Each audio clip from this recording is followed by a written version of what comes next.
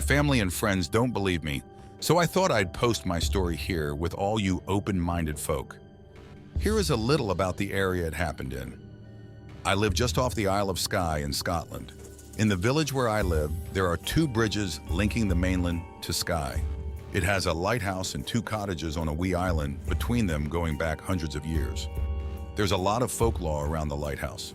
Everyone who has worked there over the centuries has always said the same story, which is that they heard loud voices calling outside the buildings and a massive change in atmosphere. But none of the workers who stayed there, from countries all over the world, could ever identify and understand what the language was. Nor did they see who or what was calling out. Regardless, I don't know if my experience linked to this, but it happened in the exact same area, which makes my story all the more creepy, in my opinion. The encounter. One night, I was running the Skye Bridge after work at around 9 p.m. I stopped to take rest on the first bridge between the cottages and the mainland.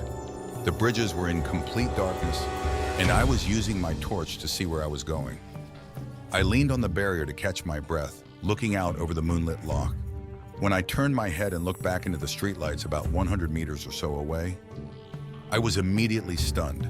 The hair stood up all over me, my nerves were shot to pieces, and I was overwhelmed with shock. I watched what seemed to be a 20-foot giant blurry stick figure cross the road.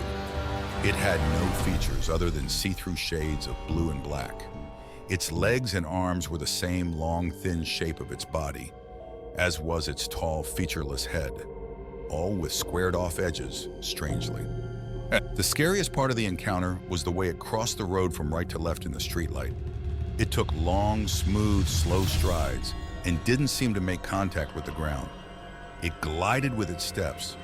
When it reached the other side at the stone wall, it vanished, then instantly reappeared in the same spot and proceeded to cross the road again.